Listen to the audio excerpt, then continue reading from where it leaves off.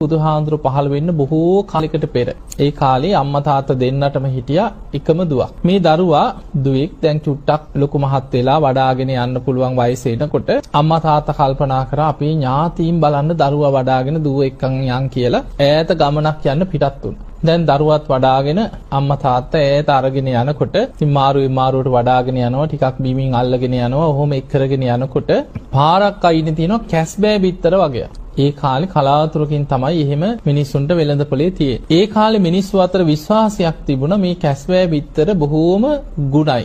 දරුවන්ට වටිනවා. මේක බොහොම පෝෂණින් යුක්තයි කියලා. මේ අම්මා තාත්තා කල්පනා කරානේ අපේ දරුවට කොච්චර හෙව්වද මේ කැස්බෑ බිත්තර ටික. මේ බිත්තර ටිකක් තියෙනවා මේ ඔක්කොම ගමු කියලා අර කැස්බෑ බිත්තර තිබ්බ ටික ඔක්කොම ගත්තා. අරගෙන දැන් මේ බිත්තර ටිකත් අරගෙන ගෙදර ගෙනහල්ලා දැන් ළමයාට දවස ගානේ එක එක හදලා දෙනවා. දැන් අර දරුවා මේ බිත්තර වලට ඒ රසයට ආසාව ඇති වුණා. දැන් මේ ළමයා බිත්තර වලට පුදුම ආසාවක්. අර කැස්බෑ බිත්තර ටික සතියක් දෙකක් යනකොට ඉවර වුණා. දැන් ළමයා කෑම කන්නේ. කෑම ටික කවන්න ගියාම මට එපා කියනවා. අරව නැත්නම් එපා කියන. දැන් බිත්තර තමයි ඉල්ලන්නේ. අම්මා තාත්තා කල්පනා කරා මේ ළමයා යසාගේට මොනවා හරි කවා ගන්න පුළුවන් ළමයාට. අපි මේ බිත්තරයක් දීලා කරගත්ත දේ. දැන් කෑම ටිකක් කවා ගන්න විදිහක් නැහැ. දැන් කල්පනා කරා මොකද දැන් මේ දරුවට කරන්නේ. ඔහොම ඉන්නකොට කල්පනා වුණා දැන් කැස්බෑ හොයන්නත් නැහැ. මොකද කැස්බෑවෙක් ගෙදර ගෙනලා හදන්නේ. ඊට පස්සේ මතක් වුණා බිත්තරනේ බිත්තර දාන කිකිලියක් ගේමු කියලා. දැන් ඈත ගිහිල්ලා හොයාගෙන ආව විකුණන තැනකින් කිකිලියක් ගෙනාව ගෙදර.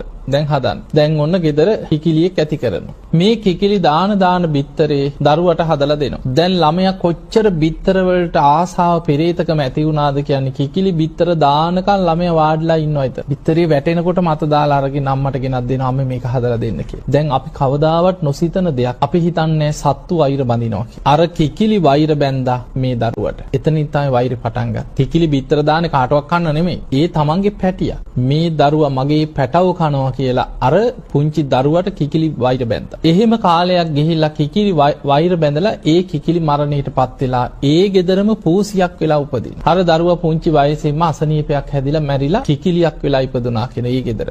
ඔන්න දෙවනි ආත්මයට එනකොට දැන් කිකිලි දාන බිත්තරේ අර පූසි කාලය යනවා. ඒ වෛරය යන්නේ ඒ විදිහට. මෙහෙම යනකොට දැන් කිකිලිට අර පූසි ගැන වෛරය උපදිනවා. දැන් කිකිලි මරණයටපත් වෙලා කොටි දෙනක් වෙලා ඉපදුනා. තුන්වෙනි අර පූසි මරණයටපත් වෙලා මුව දෙනක් වෙලා උපදින. දැන් මුව දෙන දාන පැටියා කොටි දෙන ඇවිල්ලා කාලය යනවා. ඔය විදිහට දිගට ආත්ම 500ක සංසාර වෛරයක් ආව කියනවා. දරුවෝ කන පැටව කන වෛරය. කොහොම ඇවිල්ලා අපේ බුදුරජාණන් වහන්සේ යක්ෂණියක්. බොහෝම දරුණු යක්ෂණියෙක් වෙලා එක්කෙනෙක් වෛර බැඳගත්ත කෙනෙක් ඉපදිලා. අනික් කෙනා මනුස්ස ලෝකේ ඉපදුනා කාන්තාව.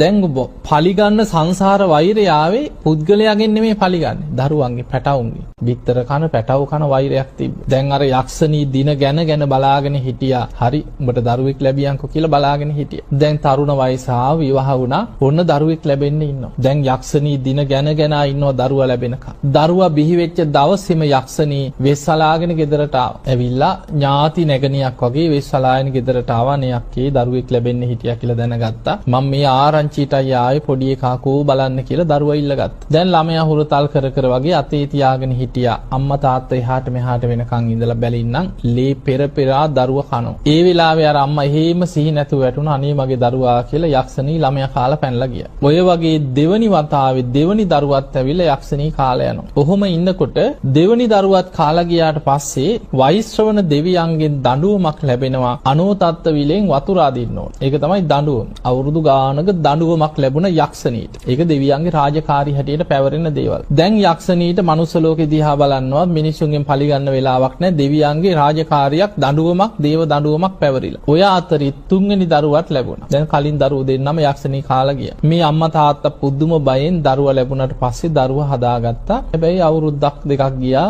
යක්ෂණී එන පාටක් නැහැ. දැන් අර බයත් ටික නැති වුණා. ඊට පස්සේ කල්පනා කරා නේ අපේ නෑදෑයන්ටවත් දරුවා පෙන්නුවේ නැහැ. බයට වෙස්සලාගෙන ඇවිල්ලා නෑදෑයෙක් විදිහට එයි කිය. දැන් නම් යක්ෂණී එන පාටක් නැහැ. අපි දරුවා අරගෙන අපේ නෑදෑයෝ ළඟට යන් කියලා දරුවත් වඩාගෙන දැන් ගමන පිටත් වුණා. කොහොම යනකොට සවැත් නුවර ජේතවනාරාමේ හරහා තමයි ඔය ළඟින් තමයි පාර තියෙන්නේ. කොහොම යනකොට පොකුණක් තිබ්බා ජේතවනේ අසල පොකුණ. මිනිස්සු නානෝ. කල්පනා කරා නෑදෑගෙද දැන් ගොඩාක් දූවිලි වැදිලා මේ ගොඩක් දුර ඇවිල්ලා දාඩිය දාලා අපි දෙන්න නාගෙනම යන් කියලා. ඊට පස්සේ ඉස්සල්ලා ස්වාමියා කිව්වා මං දරුවා තියාගෙන ඉන්නම් ඔයා නාන්න කියලා. බිරිඳ නාලා ගොඩට ආවට පස්සේ බිරිඳට දරුවා දීලා ස්වාමියා නානෝ. පීන නානෝ අම්මා වාඩි වෙලා කිරි දෙනවා දරුවට. එදා තමයි අර යක්ෂණීට වෛශ්‍රවණ දෙවියන්ගේ වරය අවසන් වෙච්ච දවස. අවසන් වෙච්ච ගමන් බැලුවා බලනකොට දරුවෙක් ලැබිලා දරුවට කිරි දෙනවා. දකින්නකොටම අර සංසාර වෛරය ඇති වුණා. පස්සෙන් පන්නගෙන ඇවිල්ලා වෙස්සලා ගන්න තමතකුණා වෛරයත් එක්ක පන්නගෙන එනවා කොණ්ඩේ කඩාගෙන ඈතින් යක්ෂණියෙක් දුවගෙන එනවා. අර අම්මා යක්ෂණියව දකින්නකොටම කෑ ගැහුවා ස්වාමියාට පීනගෙන ඉන්න තරම් වෙලාවක් නැහැ. දරුවා වඩාගෙන දිව්වා දුවනකොට ළඟ ජේතවනේ. එහෙම දිව්වා ජේතවනාරාමයේ ඇතුළට. බුදුරජාණන් වහන්සේ විශාල පිරිසකට දහම් දෙසනවා. දුවගෙන ගිහිල්ලා දරුවා අරගෙන ගිහිල්ලා සිරිපතුල් දෙක ළඟ තිබ්බා. අනේ ස්වාමීනි මගේ දරුවා බේරලා දෙන්න. යක්ෂණියෙක් එනවා මගේ ළමයා කන්න කියලා. ඒ වෙලාවේ පස්සෙන් පන්නගෙන ආපු යක්ෂණීව දෙවියන් ජේතවනේ දොරටුව ළඟ කොටු කරා කියනවා. බුදුරජාණන් වහන්සේ ආනන්ද හාමුදුරන්ට කතා කරලා කියනවා ආනන්දය අර යක්ෂණී ජේතවනේ දොරටුව ළඟ දෙවියන් කොටු කරලා ඔබ ගිහින් අඬ ගහගෙන එන්න කිව්වා ධම්සභා මණ්ඩපෙට. අර අම්මා අඬන්න ගත්තා. අනේ ස්වාමීනි මගේ දරුවට අනතුරක් කරයි. බුදුරජාණන් වහන්සේ වදාලා නෑ තථාගතයන් වහන්සේ වැඩ ඉන්නවා බය වෙන්න එපා කිව්වා. දැන් යක්ෂණී වෙක්කන් ආව ධම්සභා මණ්ඩපෙට. බුදුරජාණන් වහන්සේ දකින්නකොටම බිම් බලාගෙන වාඩි වුණා. බුදුරජාණන් වහන්සේ ද්වේෂයේ වෛරය ආදීනව මතු කරමින් මේ අතීත සංසාර ගමනේ ආපු වෛරය බුදුරජාණන් වහන්සේ මතු කරලා දේශනා කරමින් දහම් දෙසුවා.